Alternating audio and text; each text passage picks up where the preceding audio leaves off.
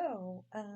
Tonight I just kind of want to share a little bit about my story, and I know most of you know who I am and um, how long I've been here and things like that. But kind of want to share my story about um, my life and my children, and yeah. So here we go. Um, for those of you that don't know me, my name is Laura. I have been living here in San Angelo for about 7, 8 years. Um, my dad, he's a pastor here. His name's Alex Tenorio. Um, he's lived here for a lot of years, and mainly he is the reason why I moved here to San Angelo. But yeah, I've been here for about 7, 8 years, and I love it. I love the people. I love my church family. You know, I love that it's green. I love the lakes.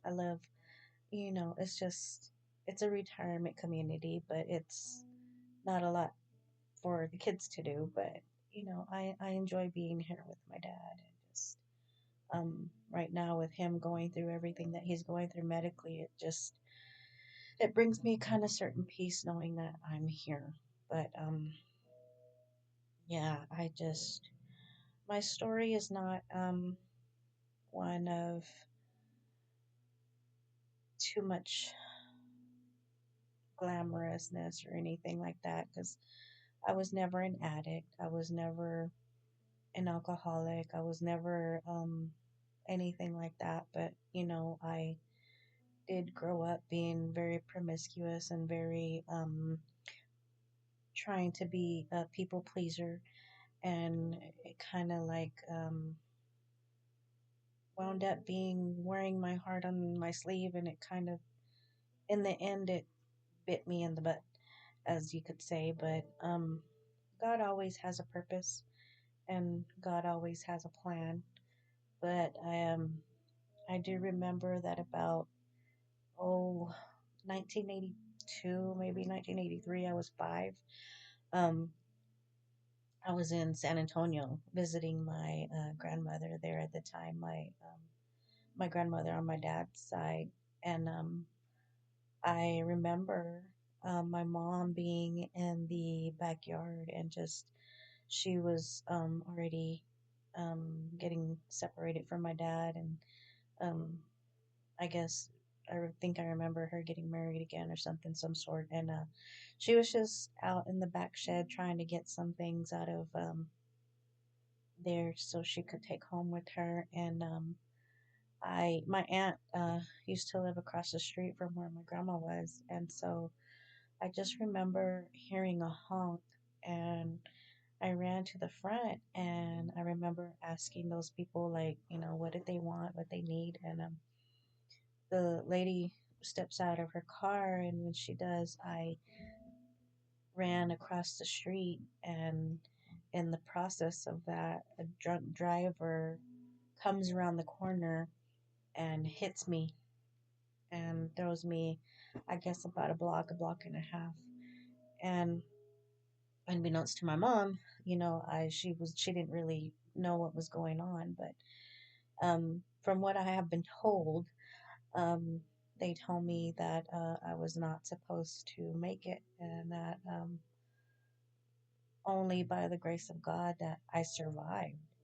Um, Doctors also told my mom that I wasn't supposed to have kids, in which I didn't even know that until like maybe a couple of years ago when my dad was telling me this, that they had told my mom that I wasn't supposed to have kids. And look, here I am, blessed with 4 kids. But it's just amazing how God works those things out. And I look back at that and I'm like, man, the enemy really tried taking me out from the very beginning, and it's just he's failed, because God has a bigger plan. And eh, I think that I've known that and I felt that for a really long time. But I was in denial, I believe, and just the enemy would come and say, "No, that's not you. That's not what you're supposed to do." And I guess I just ran from it, you know. And so there was a lot of times that things would happen, and I was just that was just one of the incidents that made me realize that you know I'm here for a purpose, But I was in the hospital for a while, and I was in San Antonio in a while with my mom and my grandmother, and then when I got out, we went back home, and a little bit shortly after that, um, things started happening within my family, and I can't tell you how old I was, but I know that I got molested at a young age by multiple family members. And it was something that I never told anyone. And I held that secret for close to 35, 40 years, maybe. And I never really told anyone about that. And I don't know if my mom really ever knew about that either, but um, I know that if she did, or I don't know, I never told anyone until a couple of years ago, actually. And just having a discussion with my spouse one night, and then just my spouse at the time, and just, I talking about it and saying, I had never told anyone. So that night, I was 9 o'clock at night, maybe 10, um, and just had to go and let my dad know. And so I got in the car, and I drove to his house, and I'm like, Dad, there's something I got to tell you. And, I had held it in for so long. And when I told him, I just felt like it was a release. I don't really know why. I just maybe because I was ashamed or afraid, or maybe I just blocked it out and just didn't think it really mattered to tell anybody that it had happened. But yeah, it was multiple family members, and it was just not knowing me that it was wrong. And I guess it was just my innocence, my not knowing. And so I think when I let my dad know, I felt like it was the beginning of just releasing a lot of things and letting go of a lot of things that I'd held on to for so long. And, my dad told me that he asked me, he's like, "Well, why didn't you tell me this a long time ago?" And it was just like, "I don't know, Dad. Like, I didn't think it was important to anybody else but me." And, you know, I, I realize that now, that it's just part of my testimony that, I am not the only one that, you know, got molested as a child, and kept it a secret, and knowing that it's not anything that we need to be ashamed about, but it's something that we really do need to speak about it and open up about it. And, we grow up, and it winds up, you know, for me, it didn't really manifest itself until later on in life, but it was just something that I didn't really think that it was important at the time, and to a magnitude it was. But it's been such a relief and a release to have that, and really to openly say that, and to let people know that I went through that is, something that only God is going to do something with that. But um yeah, I don't know why, but I'm glad that it's I let my dad know, and he was really the only one that I really wanted to let him know, because it was on my mom's side of the family that it had happened on.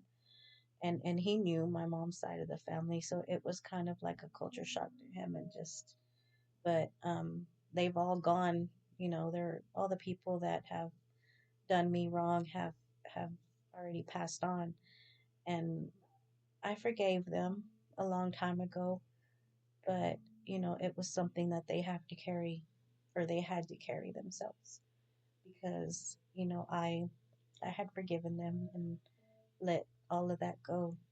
But I was raised in the Catholic Church. Um, I did go to church for all the wrong reasons.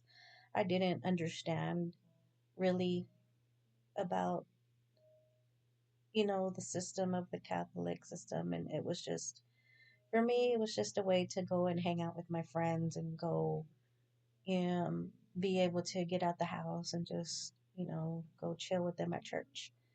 And not really understanding and I went through the motions only because, my mom wanted me to do my communion and get baptized and, all of that stuff. But it was just going through the motions for me in the Catholic Church because I didn't understand. Like I said, I mean, I was going for all the wrong reasons, and that's basically how I grew up, and I didn't understand. Um, I went through all my elementary years and, you know, middle school, and I was a good kid. I was, making A, B grades and just, doing what my parents asked, and occasionally I'd get smart and, you know, I'd get beat just like any other kid in the age that we grew up in. Like, you got your face slapped into next week whenever you said anything wrong. But, those are just the memories that we have of just being kids growing up in that era. But I got to high school, and I started dating, and just one thing led to another. You know, it was the thing. And I believe it was my junior year, I met my first husband, and we got married. And soon after that, in 1994, and he graduated in 94, and we got married in 94. And um, yeah, I finished out my senior year. I didn't get to go with my class, but I did graduate with my class, and we moved out and moved in with each other. And his family, I thank God, were Christian family. And I know when we first got married, it was just a thing of me trying to understand, like, well, why are your parents going to church all the time, and why are they trying to make us go to church, and we're married, and we just, and it was a thing for me hard to understand. But I really do thank God for his mom and his dad, because had it not been for them, like, I would have not ever come to the realization of the Lord. And so um shortly after, like in 1996, I had my first daughter. And most beautiful thing, because like I said, doctors had told my mom that I was never ever going to be able to have children. And so now when I look back and I think, I know now why she received the news the way she did when I told her that I was pregnant, and how she acted my whole pregnancy and when my daughter was born. And it was just, now I realize that, she was carrying all that, the the seed that the doctors had planted into her, that I was never going to have kids. But God, you know, he came in and let me have my first child. But in September of that same year, um my mom passed away. Uh she was 39, and I was 19 at the time, and my daughter was only like 3 months old at the time. So I had a lot of anger with God, because I was like, I had my daughter and she was 3 months old. And, you know, here I was, a new mom, trying to understand what it meant to be a mom and how to take care of this child. And, you know, God just took her away. And it was very hard. for me those 2 weeks that all these events happened. You can ask me, sit down and ask me, well, what happened, and I can't tell you because honestly, I just kind of like blacked out. And anybody that knows me, especially like my best friend and my sisters, they can tell you I wasn't all fully there. And me being the oldest, and like if anybody knew me and my mom, like she was my best friend. Like anywhere my mom was, I was. From a little kid, like we would go to my grandma's house and I would sit like right beside her leg, and it's like I was attached to her hips. Anywhere she was, I was. She was like my best friend in the whole world, and I just, when she passed away, it really took a toll on me. I got depressed. I was angry. I was just trying to understand why. And, it was the whole responsibility of planning her funeral as well was kind of put on me too. I had to um figure out what she was going to wear, and I had to go and pick her casket. And mind you, I was 19 years old at the time and newly married with a 3-month old and carrying a lot of um anger and sadness and just why, God, why, but God has a purpose for everything. And I still, it took me years to understand why, but you know God came through one time and he answered me. And it's just the whole responsibility of having to plan your parents funeral is just a thing all in its own. And then especially when you're as close, like, I know they say that a parent shouldn't have to bury a child, but it's very hard when your mom is young and then there is no rhyme or reason as to what happened. And to this day, I still don't know. I've gone to try to get a death certificate, and when I did, it said there was no autopsy done, so they don't have the reason of why she died. And there's just a lot of questions and circumstances that surrounded her death. But, one day I'll see her again, Lord willing. But, uh, it's just those things that God kind of gives us peace about. And it wasn't really until I moved here to San Angelo that our pastor was preaching in church one day. And I can't even tell you what scripture it is right now off the top of my head, but he was reading something, and when he read it, God spoke to me that day in church, and he's like, this is what you need to read so that way you can have peace about the whole situation with your mom. And from that day forth, it's like it's not. And I've had that peace about her being okay, and that I was going to be okay despite all the circumstances that I've been through. And so shortly after that, my marriage started falling apart, and didn't realize that I was pushing him away, and just my depression and my anxiety and my anger and just all set in all at once. And so his mom, by the grace of God, stepped in. And so one night, because I was just so depressed and just so angry, and we just, his mom said, you know what, I need to, let's go to a play. And so, I wasn't really into wanting to go anywhere or do anything. And so we went to this little drama called Heaven's Gates and Hell's Flames. And it was a drama about going to heaven or going to hell and the choices that you make here on earth. And it was that night that going through the drama and just seeing it and everything, and just, I was tired. I was just, I needed relief and I needed release. And I found it that night in God's arms, and it just, it made me realize that, I had to get myself right with the Lord, because if not, I was going to miss out on heaven. And so that night, I gave my life to the Lord. And I thank God for my, my mother-in-law then, and just for her caring enough to say, you know what, you need Jesus. You need Jesus, because nothing else is going to fill that void. And it didn't. There was nothing that I was doing that was filling up that void to take away the pain that I had. And so,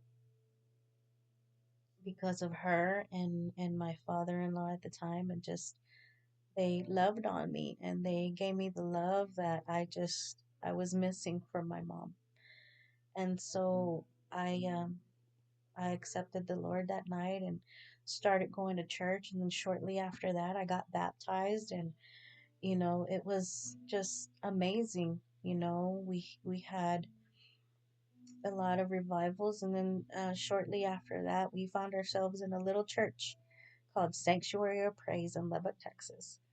And every Sunday morning and every Wednesday and anytime there was service, we would travel 30 to 45 minutes every day to go to church. And we were there for a good couple of years. And Pastor Danny Davila and his wife Lori and their kids Brandon and Brandy, and they became family to us. They really did. And we just kind of traveled around and did ministry with them, and we loved it. We enjoyed it. I mean, my husband at the time was the sound man, and we kind of took on the responsibility of cleaning church and just being youth ministers, and sometimes help out with the secretarial needs when needed. And it was such an amazing time in the Lord there. And we learned so much from Pastor Danny, and we really do miss him. The Lord took him home a couple of years ago too, as well. And so we just kind of miss that. And so, it's been a good couple of years that, things happened. And so my husband at the time and I opened up a business in health center. For those of you that know Hayes Place, um, yeah, we became known as Brother Hay and Sister Hay. And so, you go to health center and ask anybody about Hayes Place, and they'll tell you, oh man, they'll tell you about the tea, they'll tell you about the burgers, they'll tell you you just name it, and they'll let you know that Hayes Place was the place to be. And so we ran the restaurant for a good couple of years. And it was it was good, because we would go to work together, we'd go home together, and we were just together all the time. And he would do his thing, but you know the enemy doesn't want to see anything happy prosper. And so I can't even begin to tell you when or what happened, but we opened the door to the enemy. And shortly after that, it just like everything fell apart.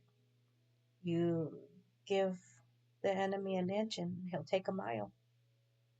And so, yeah, our marriage fell apart right after that. We had already had our second child by then. In 1998, we had our second daughter, and she was beautiful, just like my first daughter. And again, doctors had told us you're never gonna have kids, and here we are, on daughter number two. And so we were there for in health center for a good couple of years. And but like I said, we let the enemy come in, and so we started going out and started drinking and going to the clubs and having parties at our house. And it was just, on the outside it looked all like fun, and there was good, you know some memories that were made, but it's not the ones that we should have been making. Because, as you know, with every decision that you make, there's a consequences, because your choices do have consequences.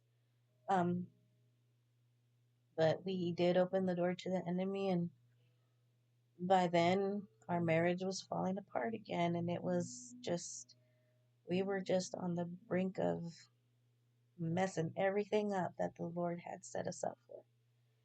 And so we had our third daughter um, shortly, a little bit after that. And we, just as we were about to, call it quits, our third daughter came along. And so um, we tried to fix the relationship again. And so it just kind of fell apart after that. He was already making his decisions to move in with somebody else. And so we just kind of decided to go our own way. And, it was very difficult for both of us because I know that we still really loved each other, but there was just that enemy in the way and just trying to, you know, break us up, in which he did. And he succeeded because we forgot to put God first. We had totally kicked God out of the picture and just forgot who God was and what God had done for us. And it was a decision of regret and so much like, God, forgive us. But did I or did him? Did we turn back to God at the time when all this was going on? No, we just kind of did our own thing because we thought we knew better. And at the time when you're going through stuff like that, you don't really think too much. You just kind of go on, you know, what the world says to do. And so we got separated, and so I moved out from House Center, and I moved to Lubbock. And you know he was already doing his own thing, and I was finding a job, and I had my daughter at the time, and she was about 3. And so shortly after that, I met my second husband, or who was going to be my second husband, and we became friends. We talked a lot and kind of just, you know, we had a lot to talk about then. And so we kind of moved in with each other, and one thing led to another. And a couple of years later, we had my son, which was all in itself was just an answer to my prayer, because I had been wanting and asking God for a son, and I hadn't gotten him yet. And so when I found out I was pregnant and was gonna have a son, it was like, God, thank you for answering my prayers. And all this time, I still wasn't serving the Lord. I was just out being, you know, just what the world wanted me to do. What I thought was, oh, this is fun, and it was miserable. But, I just was trying to survive at the time. They had taken everything away from me, and so I had to start from scratch at the very bottom. And so I was just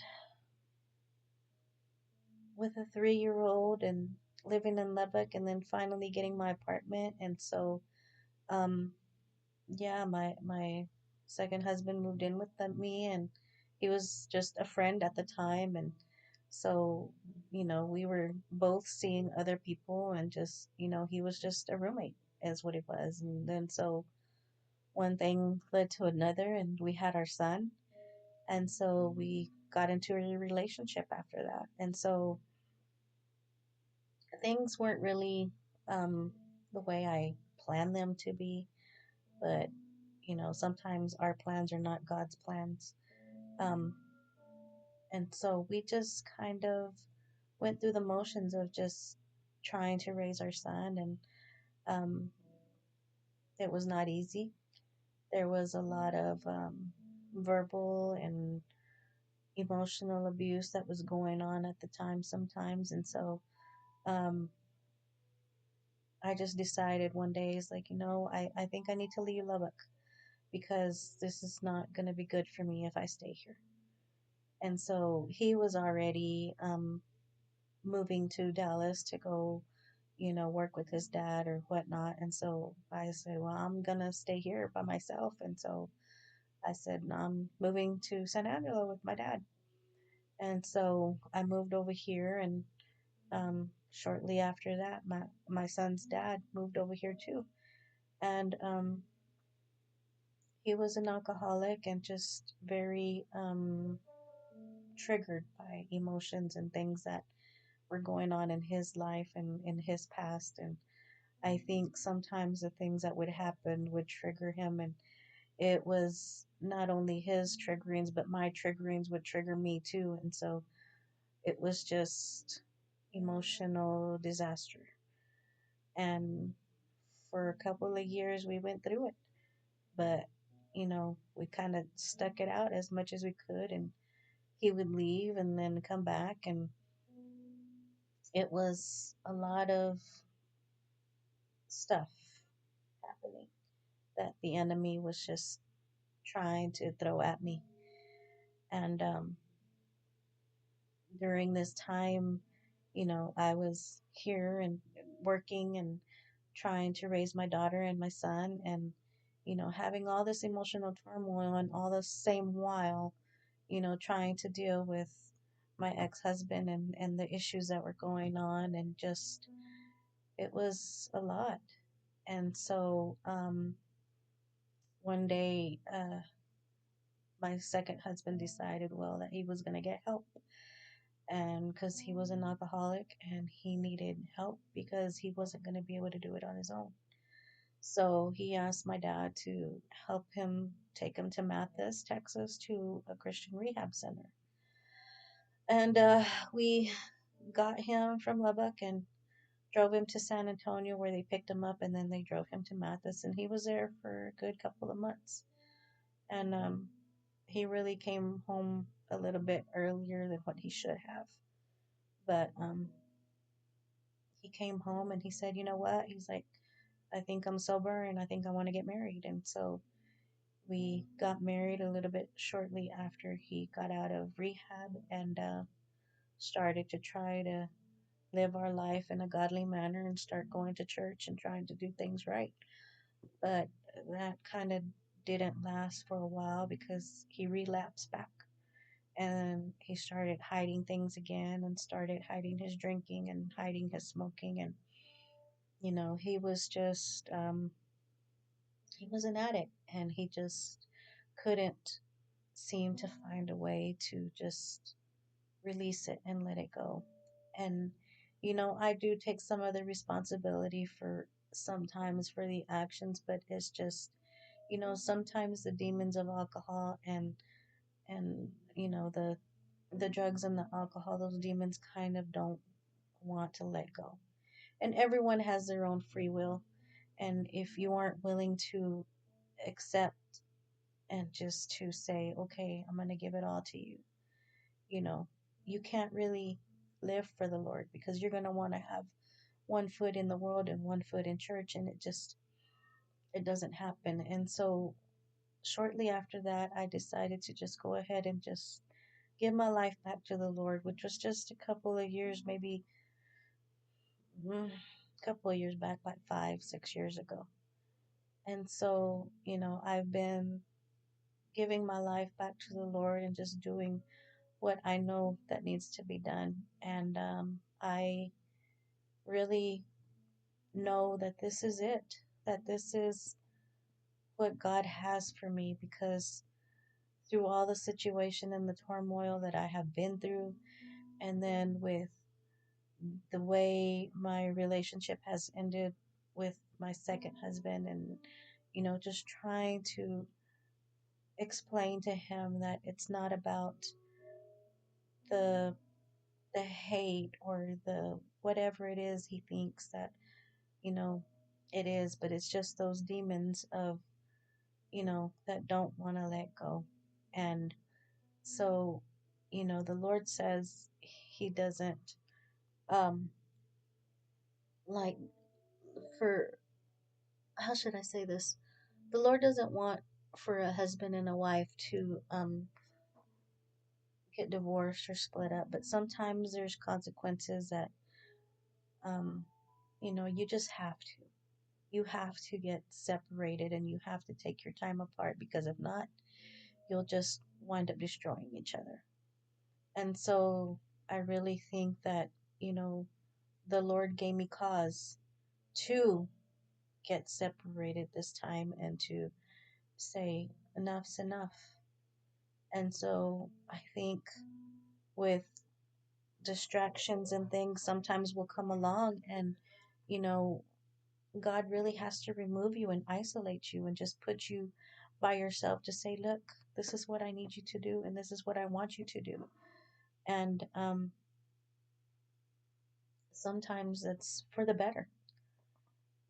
It's opened my eyes to a lot of things that I was supposed to be doing, but I was just putting it on delay and just not um not so much just wanting to not wanting to do it. It's just I'd always make excuses like I don't have time and I had to do this and yes, it's been very difficult lately too because I'm just trying to raise my kids by myself now and go to work and provide and then come home and be mom and you know do mom things and take care of my house and clean and it's just being a mom and it gets difficult but it's time that I can't make excuses anymore and I can't run anymore from what God's calling me to do and sometimes you hear people say, well, I'm scared and I have anxiety about it. Well,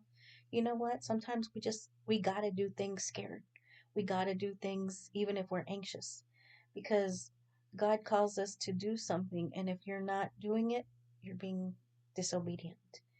And being disobedient is not a good thing to be doing with God because God will come and he will wreck your life if you were just being disobedient to what he says. And so I really do believe that God has been moving. God has been showing me things that for a while now of what he needs me to do. And so I just, this is just a little part of my testimony and it's not there's a lot of ins and outs and pieces that, you know, I'll go into deeper detail later, but that's just like the crust of it and it's been very difficult. It's been very a hard road. I've had to endure a lot of emotional struggles, a lot of battles, a lot of spiritual warfare, especially these last couple of years. The spiritual warfare has just been, oh my God, you just cannot imagine the type of battles that I have been facing these past couple of years. But God. And so I thank God because those battles, it's, he teaches us when we go through something, it's not just to put us through it for any kind of reason, but he puts us through things so that way it'll teach us something. It'll teach us to grow. It'll teach us the next step in our life. And, you know, this has been really difficult, but I know that God is with me every step of the way. I know that my Father in heaven is right there beside me and telling me, I'm here. Don't be scared. You just do what I'm telling you to do. Don't be disobedient. Stop being scared. It's time to go, girl. Let's go. So it's been so great serving the Lord. And I have that joy back that I had way back when. And it's like I said, only God can fill that space that you have in your heart that you feel like is empty, like something's missing, there's something there, I need something. And sometimes we go and we try to fill it with drugs or we try to fill it with alcohol to try to take the pain away. And it may go away for a little while, but guess what? The next morning, it's still there. And if you ask God to remove it from you, oh, God will remove every pain, every emptiness that you have, and He'll fill your heart with love and fill your heart with joy. And if but you have to want it. You have to want to give it to Him. You have to want to tell Him, Lord, here I am. I give it all to you. I need you because I've tried the drugs. I've tried the alcohol. I've tried this covering it up with sex. I've tried covering it up with porn. I've tried covering it up with bad habits. I've tried covering it up with everything, God, and nothing seems to take the pain away. But God can. And I've seen it and I've felt it myself and I've seen Him do it over and over again. And I know that if He can do it for me, He can do it for you. He's healed so many things in my life. He's healed so many emotions. He's healed so many memories. And I know what He's about to do is not only going to be such a testimony in myself, but also like in other people's lives. Right now, my dad's in the hospital and he's been in the hospital for months because he's struggling with, you know, a different diagnosis that the hospital gives him. And they've been telling him that they're going to move him here and they're going to move him there. And it's been an ongoing battle with him. But I know that by the grace of God and by God's merciful power, that he's going to get out of that hospital and he's going to go and get his therapy and he's going to start walking and he's going to be a living testimony for everyone around him. And so I know I just, I'm kind of rambling on, but I thank you for listening tonight. And like I said, this is just part of my testimony. And one day I'll go into deeper detail with that. But I just want everybody to know that if I can survive, you can survive too. And whatever you're looking for to fill that void, nothing can fill that void except for Jesus. And if you haven't accepted Jesus Christ into your heart, tonight would be the night to do that. And it's not even hard. You just have to say, Jesus, here I am. Take my heart. I want to serve you and I don't want to serve the world. Take me as I am, fix me, and just fill me so that I don't have to have the hunger for the things of the world anymore. I just want to have a hunger and a heartbeat for you. But I thank you tonight for just being here and letting me share my testimony with you a little bit. And I pray that, again, like I said, if you're going through a situation where you feel like there's such an emptiness and such a loneliness and such a sadness in your heart, the only answer to that is Jesus. Only Jesus can give you the peace that you need. Amen.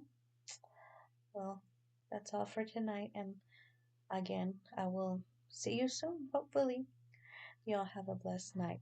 Love y'all.